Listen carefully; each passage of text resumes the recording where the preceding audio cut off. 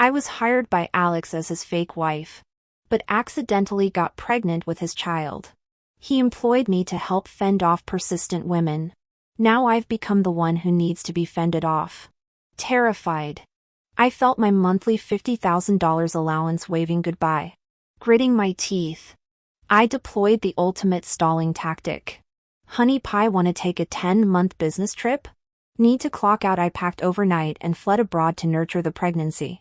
3 days later, while getting prenatal checkups at the OB/GYN, he caught me red-handed. Alex snatched the ultrasound report, smiling dangerously. Darling, pregnancy breaches our contract. Have you considered how you'll compensate me? I'm dirt poor. How poor? My college allowance was $30 per month.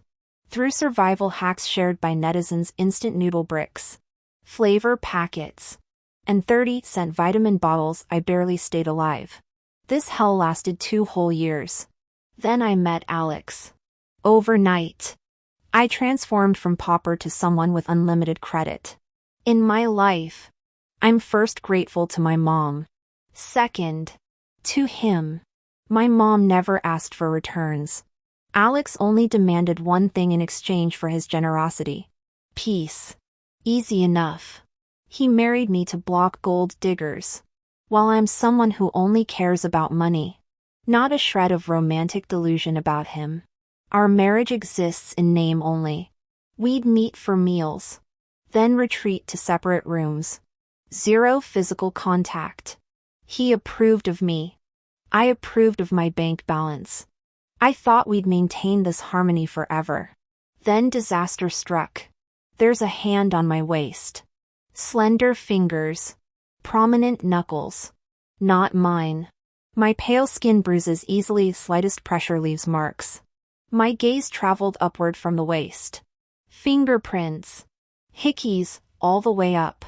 God damn it. He bit through my skin. Staring at the ceiling, last night's X-rated memories flooded back. Fragments of someone nibbling my earlobe, murmuring, "Good girl." Disastrous. Absolutely disastrous. I turned to look at the man holding me. I'd seen him sleep before, always furrowed brows. Restless, even unconscious. Now his expression was relaxed. Lips slightly curved. Clearly, someone's in an excellent mood. But my mood wasn't great. Because this man was my husband in name only, Alex Smith. Well, now it's in name and deed. Before marrying Alex, we'd set ground rules. I'd shield him from admirers. He'd fund my lifestyle. As a woman, I clearly fell under the admirers category. My marriage now hung by a thread. Fortunately, Alex had been drunker than me last night.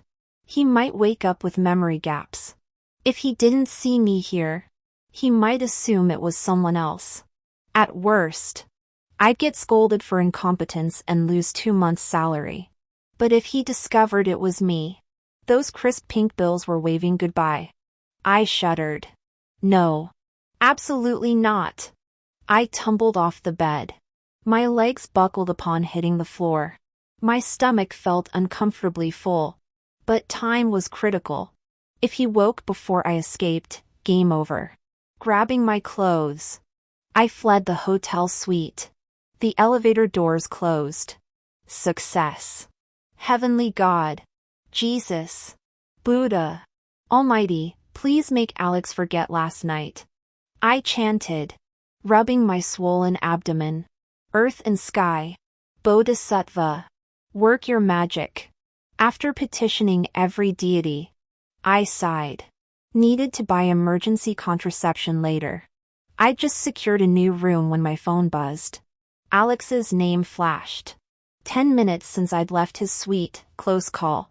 Where are you? His voice crackled through, feigning innocence. I replied, in the neighboring room. Why? Get here. Now. I debated, did he know? Throwing on a jacket. I slunk back. The scene defied expectations. Alex lounged on the sofa, fingers drumming the armrest. His silk robe clung to defined shoulders. loosely tied to reveal sculpted pectorals and a strip of abdominal muscle. The evidence glared back, bite marks, scratches, love bruises disappearing beneath fabric. Holy hell. I'd feasted well. That face. That body. No high-end male model compared. Wait. I'm his wife. No ogling allowed. Between men and money, I'd still choose money. But it's not a crime to look, right? My eyes darted around as I swallowed hard unconsciously. How could something so delicious be a one-time only treat? He smirked. Lucy, had enough of the view? I mumbled. Want to see other areas. He raised an eyebrow. Want to see. I snapped back to reality. Wait. I don't want to look at all. I'm just checking if you're injured. Damn it. Who messed up my hubby? Was it her? I pointed directly at the other person in the room. This was unexpected. Alex's room actually had a woman in it. And she did look thoroughly appreciated. Kneeling on the carpet with trembling limbs. Her flushed cheeks and dewy eyes screamed post-passion. She tilted her head to deliberately display her slender neck adorned with love bites. Mr. Smith. Mrs. Smith. Her fragile voice dripped with pity-baiting sweetness. A crystalline tear slid down her face before she even spoke. Who could resist such weeping beauty? Alex wasn't moved. He ignored the sobbing temptress. Laser-focused on me. Lucy. What do you think? What could I think? I shouldn't be in this car, I should be under it. I cautiously offered. We have spare rooms. Should I ask the butler to prepare one? Thud, Alex slammed the armrest of the sofa, leaning back with hooded eyes. He crooked his finger at me. Crap. He's pissed. I shuffled over, stepping around the human puddle on the floor, expecting conversation. I instead got yanked into his lap by a muscular arm. Oh. Chest muscles. Tempting to nuzzle.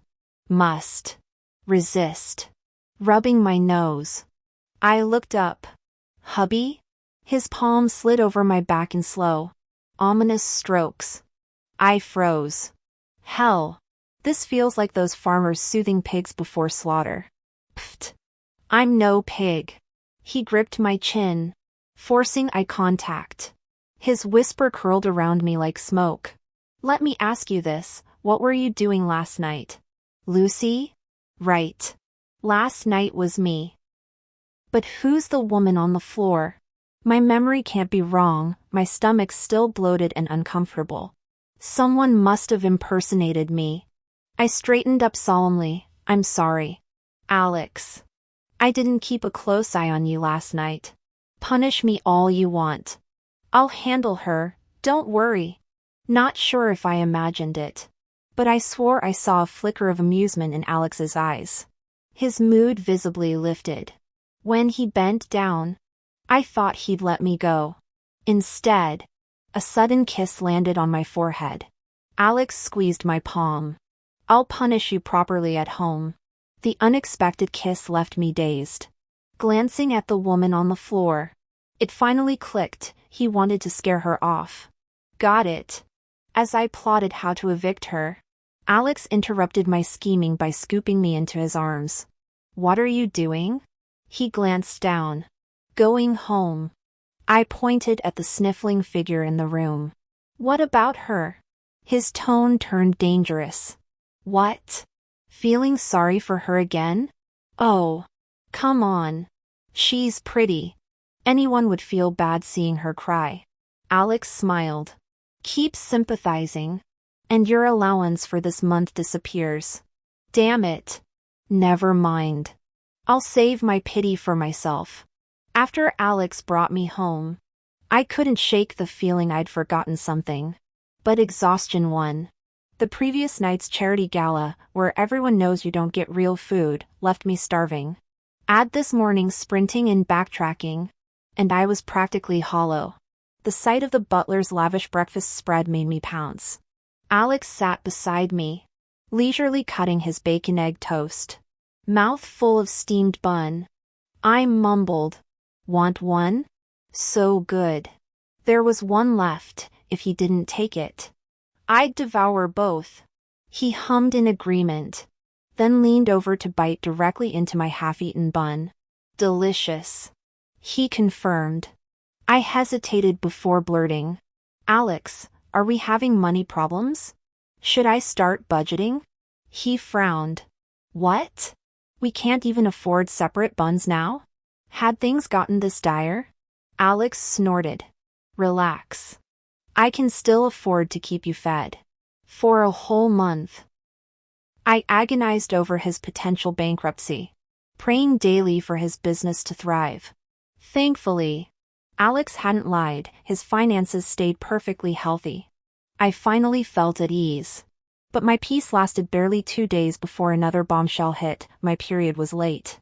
The last time I'd experienced menstrual irregularities was during my extreme poverty days. Since becoming financially stable, I'd prioritized my health, undergoing extensive conditioning to restore my body's balance. My cycle had become clockwork precise ever since, arriving exactly when predicted. Yet now, it was already a week overdue. That's when the dreadful memory surfaced. I'd forgotten to take my birth control pill that night. God, how could I be so stupid? With leaden steps, I dragged myself to the hospital's gynecology department, emerging later clutching a pregnancy confirmation report. Pale-faced, I collapsed onto my couch to reassess my life. This couldn't be happening. If Alex found out, he'd fire me immediately. My $500,000 salary, my future security, some other woman would inevitably replace me as his contractual wife. The thought of someone stealing this perfect job made my teeth grind. I needed a solution. Fast. Absent-mindedly touching my still, flat stomach, I created a new Xiaohongshu account to crowdsource advice. Help. Pregnant with my husband's baby? I detailed Alex's exemplary employer qualities and our tipsy banquet mishap. Top comment snarked, "Sis. Truly drunk men can't perform. Your hubby was 100% willing." Replies piled on, "LMAO, I bet he's been secretly crushing. OP's denser than oak. Hello? Random campus encounters with money showering? Mandatory post-work check-ins? Since when do bosses act like boyfriends? Just say I love you and watch him hand over his entire estate." I scoffed. These clueless keyboard warriors didn't understand our arrangement. Alex hired me precisely because I'm low maintenance. Our relationship was pure financial transaction, no messy emotions allowed.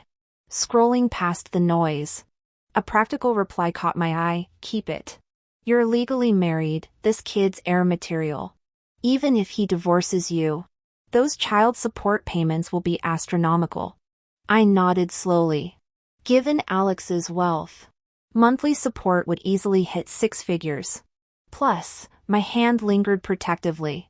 This tiny life growing inside felt profoundly mine. But new complications arose. Working alongside Alex daily, how could I hide a pregnancy? Relocation seemed inevitable. My mind raced with contingency plans. I rummaged through my room to find my passport and started researching countries. That evening, Alex returned to find me curled up on the couch looking overwhelmed. "Did something happen? Need help?" he asked without me looking up from my tablet. "Just trip planning." "What kind of trip?" I suddenly realized who was speaking and guiltily shut my device. "Alex, you're back?"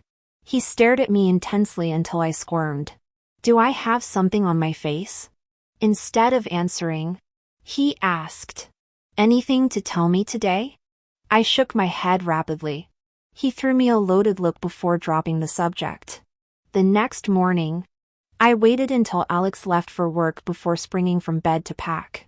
Hesitating before departure, I left 2 notes on the headboard. "Alex, going on a 10-month work trip. Don't worry. I'm fine. I'll return when it's done. Bye, Alex." I whispered, dragging my suitcase out. Your dear Lucy's going to secretly have your baby. See you in 10 months. At the overseas hospital days later. I stared at the $3,000 bill after my first prenatal checkup. This baby made of gold? I groaned to the sky, clutching my ultrasound. A familiar voice interrupted. Having what? Having a baby. I complained without thinking. This country's medical costs are insane. I just asked some. My words died as I turned to see Alex standing there, his eyes burning into mine. Who's there? You're talking to me? I turned my head slowly and saw a face I'd been looking at for 3 years. The man moved with assertive familiarity while I only held a small purse and ultrasound report. He'd already gathered all my other belongings. Alex quickly scanned the medical document. Still stunned, I blurted out. Wait, what are you doing here? Your phone has tracking. Alex replied casually. You're spying on me. I exploded. When did you install that? Lucy, he said calmly, using the full name he only employed during serious conversations. I set it up in front of you last year, after the kidnapping incident. My anger deflated as memories surfaced. Masked men, ransom demands, Alex's terrifying efficiency during the rescue. He'd insisted on multiple tracking devices afterward, though I'd completely forgotten about them during my business trip. But why are you here now? I demanded, clutching the damning ultrasound report behind my back. Alex finally looked up, his lips curving dangerously. Were 10 months of international market research just to have this? He tapped the document. Panic surged as I recalled our absurd marriage contract, $50,000 annually to pretend being his wife and scare off gold diggers. Clause 7 explicitly forbade pregnancy. Wait!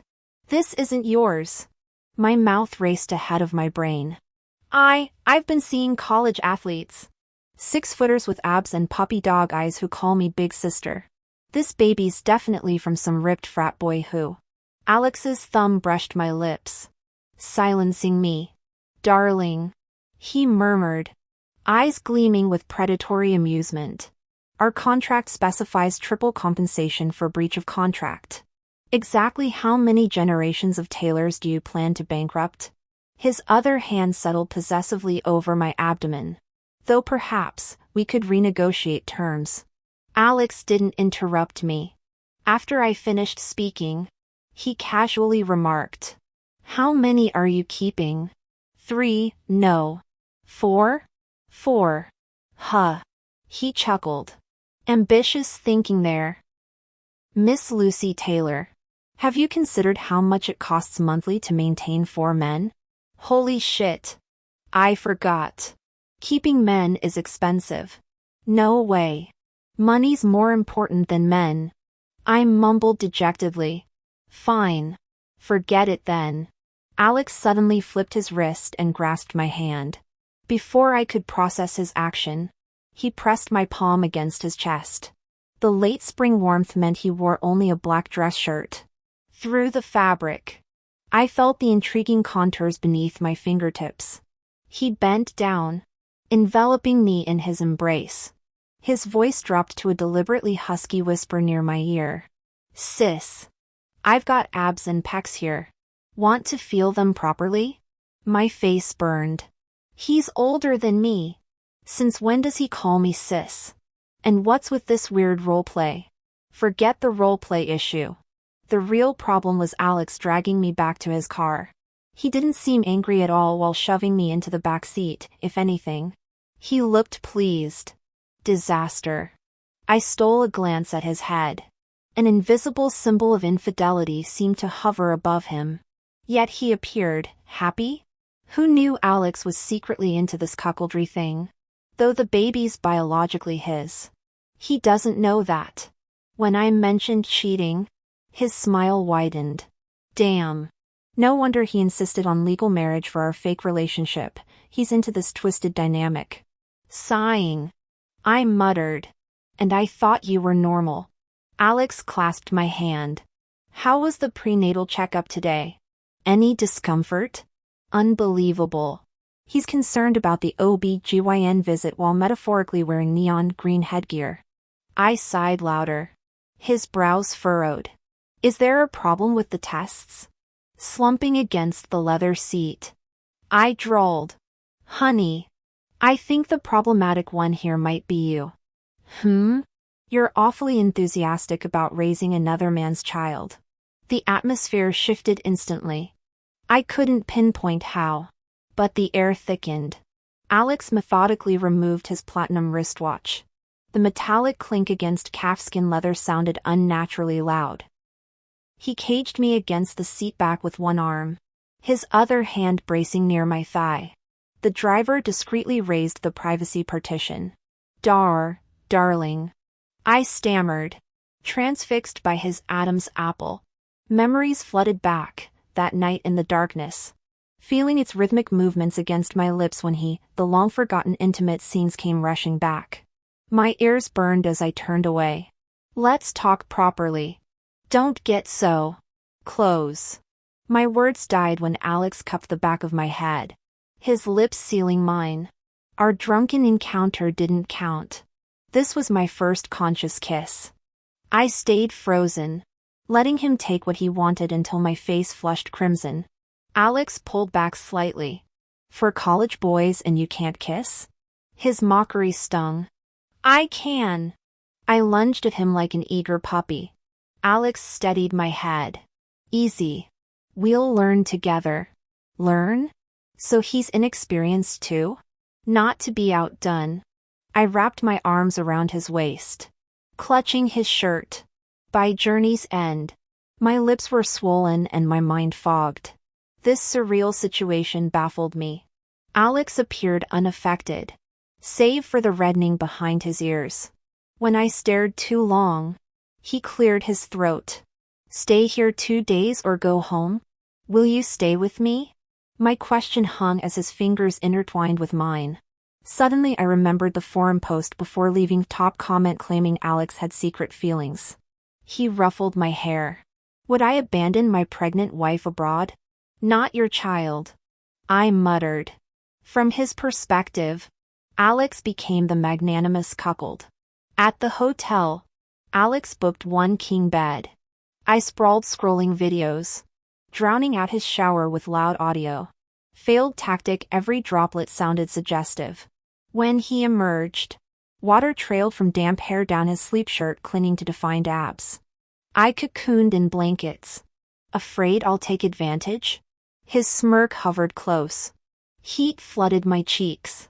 That unmentionable stuff. Alex yanked the comforter away, his thoughtful expression holding promises better left unspoken. No. Don't. I failed to rescue the blanket as he pulled me into his arms. The hotel's orange-scented body wash lingered sweetly on Alex's skin after his shower. Thankfully, he didn't push further, simply laying me down beside him.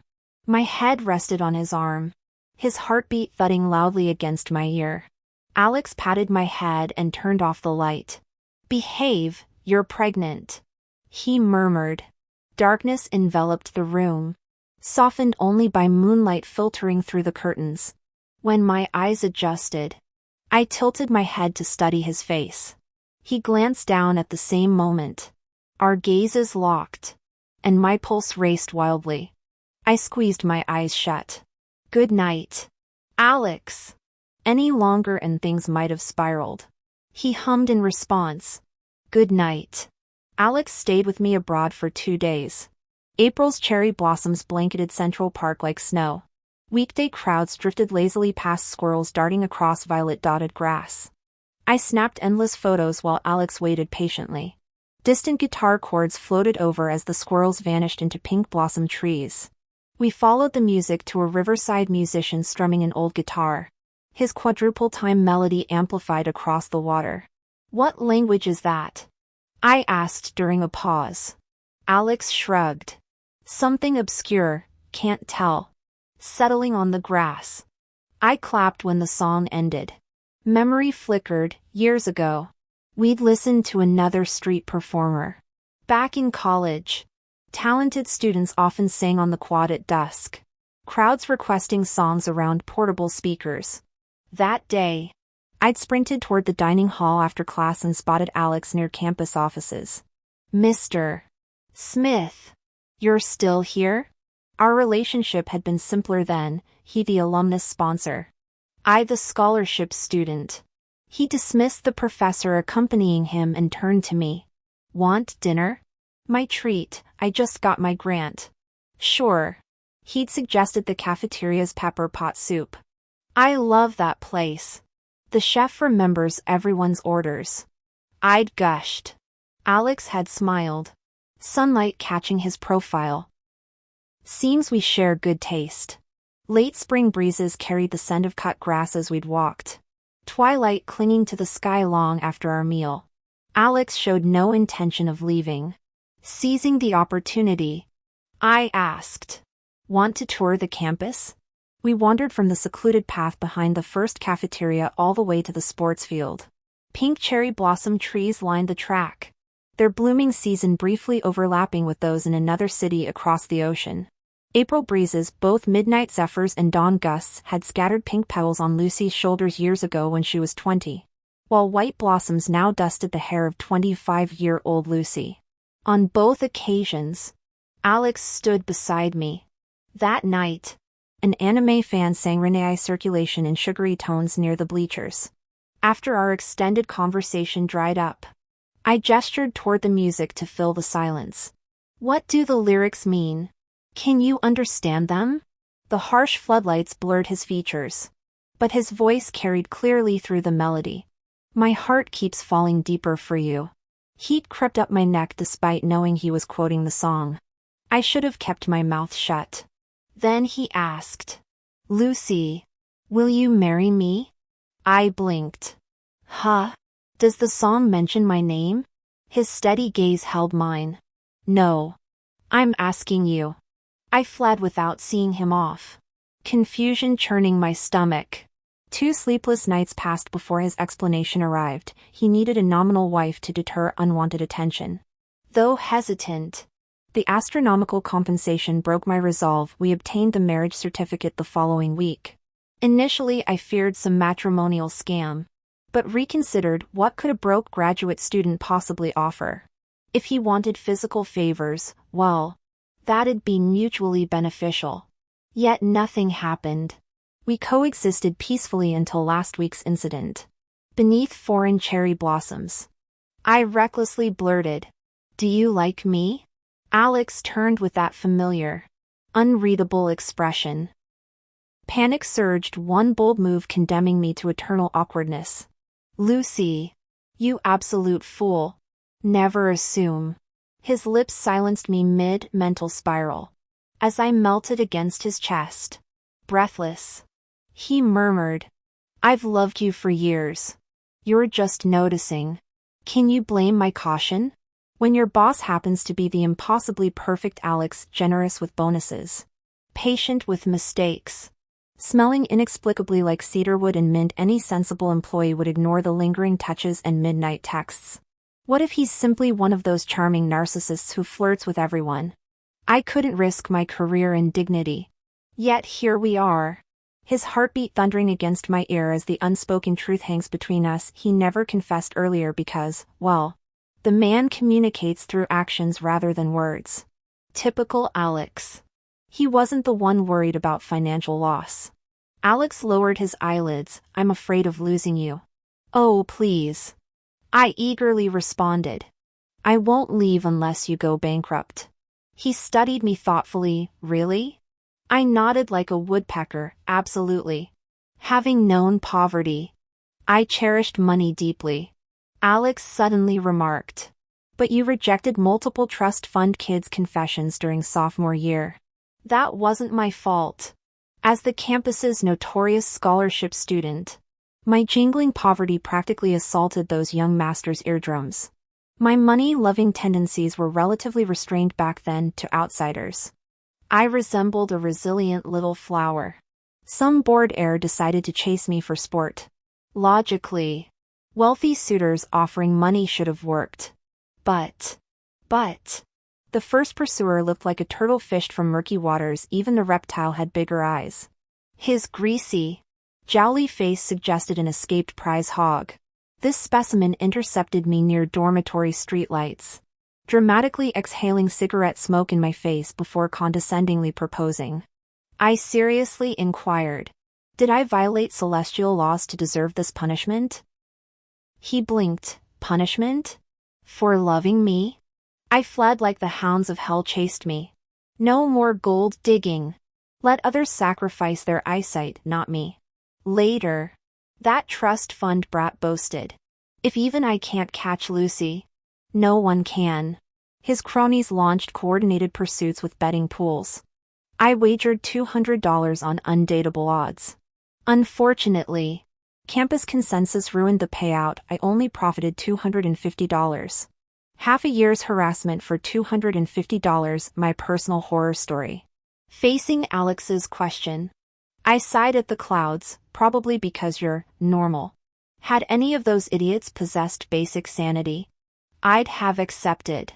Thankfully, they were merely mentally deficient. Not actual criminals. Just persistent flies buzzing around. Meeting Alex felt divine finally. A normal human. Not just normal, but handsome. Perfect. Wait. Alex isn't normal either. He's into that whole cuckolding fantasy. Still, I grew fond of him. Without financial fears. I appreciated his virtues: gentle, attractive, generous, and into me. Even ice queens would thaw. One tiny issue remains. Currently lounging with an ice cream cone as summer approaches. I'm craving frozen treats so intensely I bought a soft serve machine and crispy cones.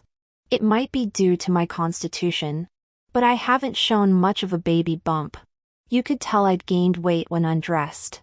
But nothing was visible with clothes on. Yet Alex treated me like a fragile porcelain doll, terrified I might get the slightest scratch. After observing for 2 days, I asked him earnestly, "Don't you think you've been acting strange lately?" "What do you mean?" I pointed at myself. "I'm pregnant." He nodded. Then I pointed at him. "You've been exceptionally good to me these past few days." Out of curiosity about how far Alex's cuckold tendencies had progressed, I never told him the child was his. He remained wonderfully kind to me. This deception couldn't continue. So I decided to come clean. "Actually, the baby's yours. I never cheated." Alex reached out to ruffle my hair. "I know." Those 2 words stunned me into silence. My mind flooded with questions. "You knew?" Alex sighed. "Sweetheart. Hotels have surveillance cameras. And I do possess basic reasoning skills. Not to mention I wasn't drunk that night." He wasn't drunk? Alex recited the events meticulously. "You were the drunk one. When I took you back to the hotel, you clung to me while tearing at my clothes, slurring about how being married entitled you to touch me. Ha! Man. You said, 'You're not escaping my clutches tonight.'" He deliberately mimicked my tone and expressions with impressive theatrical flair. Keeping my face blank, I shoved my half-eaten ice cream cone into his mouth. "Enough. Stop talking." I knew exactly how ridiculous I could get. He looked down, gently touching my abdomen. "I have my own selfish reasons too. I don't want our marriage to stay stagnant. So, whatever. However I looked at it, I was clearly winning here. Rising on tiptoes, I kissed him. "All right. Let's redefine our marital status then. I've never dated before. Would Mr. Smith like to be my first boyfriend?" He tossed the ice cream away, but I tried salvaging it, clutching the crispy cone. The strawberry-flavored one I'd bought online still had its pink charm. I ate too slowly. The vanilla ice cream started melting, forcing me to hurry. Ultimately it ended up sticky on my palm. Glaring at the mess, I petulantly crushed the cone in my hand. Suddenly Alex became the anti-food waste advocate, coaxing me to lick it clean. "Not happening." I washed my hands and fetched another from the fridge. This time Alex grabbed my collar. That's enough. You're pregnant, no more ice cream. Seriously? Who polices ice cream consumption like this?